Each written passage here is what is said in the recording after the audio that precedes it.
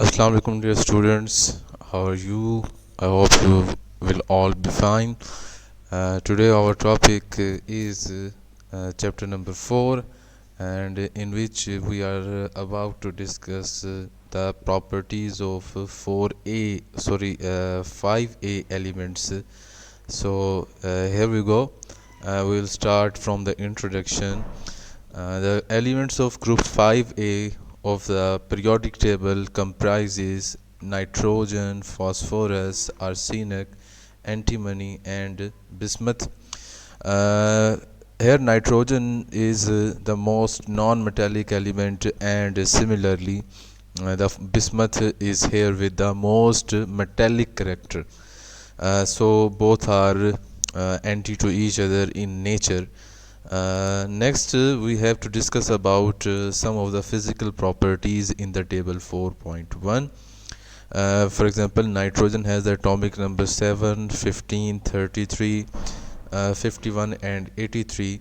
Likewise, we have it is a colorless gas appearance wise. It is a black solid. It is metallic and metallic. Most metallic character is possessed by the bismuth. ये आपसे MCQs में भी पूछा जाता है कि which of the following has the highest metallic character in group 5A. So bismuth is the right option. Further more कुछ मज़ीद प्रॉपर्टीज़ मौजूद हैं इस टेबल के अंदर, वो आप लोग ज़रूर डिस्कस करेंगे, ख़ास तौर पे इनकी ऑक्सीडेशन स्टेट्स के बारे में। देखिए तमाम की ही कॉमन ऑक्सीडेशन स्टेट +3 और +5 हैं, तो ये भी आप लोगों ने ख़ास तौर पर जो है वो अपने जहन में रखना है। तो नेक्स्ट हम जो है वो मूव करते हैं, फर्दर मोर डिस्कशन करते हैं। हमारे पास नेक्स्ट है जनरल करेक्टरिस्टिक्स। तो जनरल करेक्टरिस्टिक में हम कुछ पॉइंट डिस्कस करेंगे जो MCQs में भी आप लोगों से पूछे जा सकते हैं। तो वो पॉइंट्स कौन कौन से हैं वो हम यहाँ पे डिस्कस करते हैं। जैसे nitrogen and phosphorus are the of group 5 show the typical properties of non metals. ये दोनों नॉन मेटल्स हैं आपके पास। For example they are poor conductors of heat and electricity, they give acidic oxides, their compounds are predominantly covalent. On the other hand, arsenic and antimony are metalloids. However, bismuth at the bottom of the group show definite metallic properties. तो ये MCQs में ये सारी बातें आपसे पूछी जा सकती हैं। Metallic character increases down the group, और इसी तरह से nitrogen has the greatest tendency to attract electron and antimony have the least. और आपके पास trend down the group shift from covalent to ionic bonding, मतलब आपके पास नाइट्रोजन फास्फोरस वगैरह कोवेलेंट बॉन्डिंग करेंगे और बिस्मथ जो है वो आयनिक बॉन्डिंग भी कर सकता है। फर्दर मोर हम डिस्कस करते हैं फास्फोरस, आर्सेनिक और एंटीमनी, इनके एलोट्रॉप्स होते हैं। एलोट्रॉप्स ऑफ फास्फोरस रेड है, वाइट है, आर द मोस्ट इम्पॉर्टेंट। ये भी MCQs में आप लोगों से पूछा जा सकता है। फर्दर है phosphorus and other members of the groups can make use of d orbitals in their bonding. This is because the energy of these orbitals is not much greater than those of other valence shell orbitals. मतलब आपके पास 4s और उसके बाद जो 3d है, तो इनके दरमियान आपके पास इतना ज़्यादा फासला नहीं होता, इतना ज़्यादा एनर्जी गैप नहीं है। इस वजह से नाइट्रोजन को छोड़कर बाकी तकरीबन तमाम के तमाम मेंबर्स डी ऑर्बिटल यूज़ कर सकते हैं और अपनी वैलेंसी को एक्सटेंड कर सकते हैं। For example phosphorus can make use of 3s and 3p and the empty 3d orbitals during bonding which with other elements. In phosphorus, one of the 3s electrons can be promoted to 3d and given 5 unpaired electron, इससे वो PCl5 जैसे compounds बना सकता है। Thus can make 3 or 5 covalent bonds. Indeed, 3 or 5 are the common valencies of group 5a elements. ये आपके पास common valencies हैं group 5a elements की। उसके बाद हम डिस्कस करते हैं further more nitrogen and it's compounds. तो इनकी सबसे पहले अकरेंस डिस्कस करेंगे। ये अकरेंस आप लोगों से शॉर्ट क्वेश्चन में पूछी जा सकती है। तो कहाँ कहाँ एग्जिस्ट करता है? फ्री स्टेट में जो है वो एयर के अंदर मेजर कॉन्स्टिट्यूएंट है 78%, और इनएक्टिव गैस है as compare to oxygen which is the next major constituent. Inorganic compound जो है वो are not commonly found as minerals. Inorganic compound nitrogen के ज़्यादातर मिनरल्स की फॉर्म में, यानी कि नाइट्रेट्स बहुत कम एग्जिस्ट करते हैं, नाइट्रेट्स नाइट्राइट्स वगैरह। In combined state nitrogen is found in all living matter including animals plants in the form of proteins and urea amino acids etc. Oxides हैं, सबसे पहले हम उनको डिस्कस कर लेते हैं। ये ऑक्साइड्स के जो स्ट्रक्चर हैं ये आप लोग ड्रा करना आप लोगों को आना चाहिए, ये अक्सर शॉर्ट क्वेश्चन में पूछे जाते हैं। Draw the structures of oxides of nitrogen. तो कौन कौन से हैं? N2O है, NO है, NO2 है, N2O3 है, इसके अलावा N2O5 है आपके पास। ये तमाम के तमाम ऑक्साइड्स हैं, इनके स्ट्रक्चर्स आप लोगों ने ज़रूर ड्रा करने हैं और आपने इनकी प्रैक्टिस भी करनी है। अब one by one important oxides की प्रेपरेशंस आप लोगों ने जो है वो तैयार करनी है, वो आप लोगों से पूछी जा सकती हैं। जैसे preparation of die nitrogen oxide आप लोगों से पूछा जा सकता है। शॉर्ट क्वेश्चन में दो रिएक्शंस हैं, एक जिंक और HNO3 डाइल्यूट की प्रेजेंस में और एक NH4NO3 अमोनियम नाइट्रेट को हीट करने से भी 200 पे हीट करने से भी N2O गैस प्रोड्यूस हो सकती है। तो ये हमारे पास अलग से शॉर्ट क्वेश्चन है। उसके बाद हमारे पास to avoid the danger of explosion ammonium nitrate can be replaced by a mixture of sodium nitrate and ammonium sulphate. क्योंकि नाइट्रेट्स अमूमन एक्सप्लोसिव्स होते हैं, तो इसलिए उसे अवॉइड करने के लिए हम इन्हें इस मिक्सचर में भी यूज़ कर सकते हैं। Sodium nitrate is not much explosive as compare to ammonium nitrate, that is why it is used या इट कैन बी यूज्ड।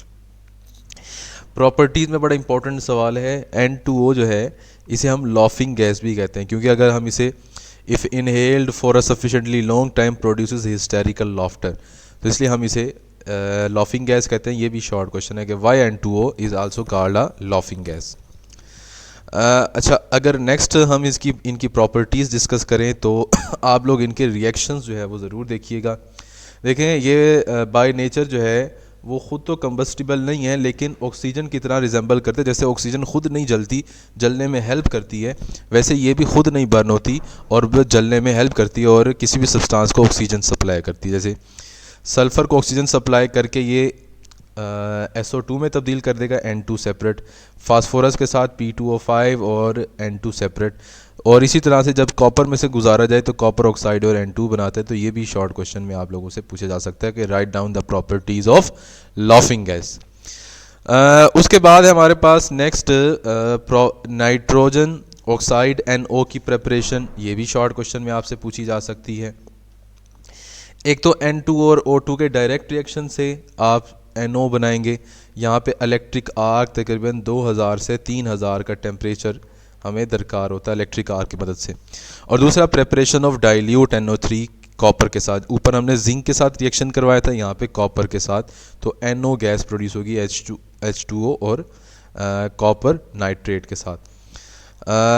अगर यहीं पे जो है वो बात की जाए, मैं अगर आप लोगों को यहाँ पे पहले दिखा दूँ नेक्स्ट प्रेपरेशन, तो आप लोगों के लिए रिलेटिवली थोड़ा सा आसान हो जाएगा। ये देखिएगा, यहाँ पे जहाँ पे NO2 की प्रेपरेशन है वहाँ पे कॉपर का कंसनट्रेटेड HNO3 के साथ रिएक्शन है, तो आपके पास NO2 प्रोड्यूस हो रहा है। और दूसरा रिएक्शन से आपके पास प्रोड्यूस हो रहा था डाइल्यूट अगर किया जाए तो वो NO बनता है। तो ये दोनों कंपैरेटिवली भी याद किए जा सकते हैं। ये दोनों भी शॉर्ट क्वेश्चन में आप लोगों से पूछे जा सकते हैं। और इसी तरह से यहाँ पे आपके पास लेड नाइट्रेट को भी हीट करने से NO2 गैस रिलीज़ हो सकती है। Coming to our topic again, यहाँ पे जो है वो फर्दर मोर हम प्रॉपर्टीज़ डिस्कस करते हैं। तो आप लोगों से इन प्रॉपर्टीज़ की भी प्रैक्टिस कीजिएगा, ये आप लोगों से पूछी जा सकती है। ख़ास तौर पे ये शॉर्ट क्वेश्चन है, इसे हम क्रोमाइल क्लोराइड टेस्ट कहते हैं। Chromyl chloride test, chromyl chloride test, ठीक है जी। तो it forms a chromyl nitrosyl chloride और nitrosyl bromide with chlorine and bromine. और वो further let me check again, sorry ये इसे जो है वो आप लोग स्किप कर दीजिए, ये क्रोमाइल क्लोराइड टेस्ट नहीं है, इसे हम फर्दर आगे डिस्कस करते हैं। इससे भी मोस्ट इम्पॉर्टेंट हमारे पास रिएक्शंस मौजूद है। जैसे हाँ जी, रिंग टेस्ट की केमिस्ट्री, तो ये आपसे शॉर्ट क्वेश्चन में पूछी जा सकती है। रिंग टेस्ट की केमिस्ट्री, जब भी हमने कंफर्मेशन करनी हो नाइट्रेट्स की तो रिंग टेस्ट करते हैं। तो उससे जो है वो, ये अगर टेस्ट ट्यूब है तो इसके गिर्द एक ब्राउन कलर का रिंग बन जाता है, तो जिससे इसकी कंपोजिशन जो है वो जज कर लेते हैं हम या कंफर्म कर लेते हैं। उसकी केमिस्ट्री क्या है कि FeSO4 के साथ NO की फॉर्मेशन होती है, तो ये एडिशन कंपाउंड बनता है। ये रिंग का फार्मूला हमारे पास, ठीक है। और एज रिड्यूसिंग एजेंट और ऑक्सीडाइजिंग एजेंट ये कैसे काम करता है, ये भी आप लोगों से शॉर्ट क्वेश्चन में पूछा जा सकता है। ज़्यादा प्रैक्टिस वाले क्वेश्चंस हैं, आप लोगों को खुद इन्हें सॉल्व करना पड़ेगा। यहाँ से कोई इतना अहम सवाल रिएक्शंस में नहीं नज़र आ रहा मुझे, तो वो आप लोग सम हाउ स्किप भी कर सकते हैं। फर्दर आप लोगों ने जो है वो ये ऑक्सीडाइजिंग एजेंट के तौर पर कैसे काम करता है, ये ज़रूर शॉर्ट क्वेश्चन में आप लोगों ने करना है।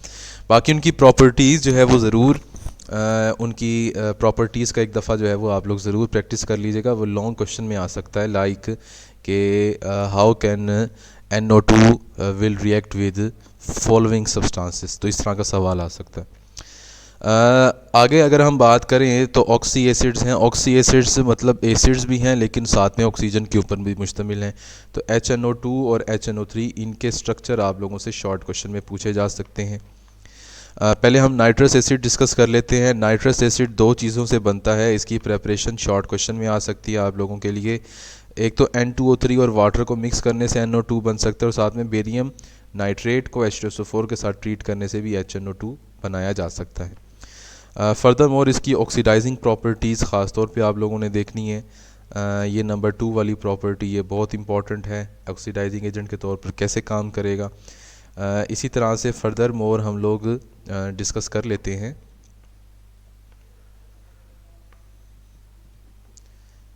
ये है वी गो।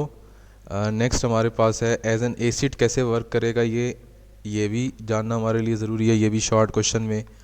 और इसी तरह से ऑर्गेनिक कंपाउंड्स के साथ कैसे रिएक्ट करता है, ये भी आपके पास यूरिया और अमाइनो बेंजीन के साथ, एनिलीन के साथ, ये भी इंतहाई ज़रूरी है। तो आज के लेक्चर जो है वो हम यहाँ तक वाइंड अप करते हैं। इसकी जो है वो आप लोगों ने ज़्यादा प्रैक्टिस करनी है। जितनी ज़्यादा जो है वो आप लोग प्रैक्टिस करेंगे आपको आसानी से याद होंगे, क्योंकि इसको तैयार करने का और हमारे पास कोई ऐसा मेथड मौजूद नहीं है। तो आप लोग अपना ख्याल रखिएगा, फिर इंशाल्लाह मुलाकात होगी, तब तक के लिए अल्लाह हाफ़िज़।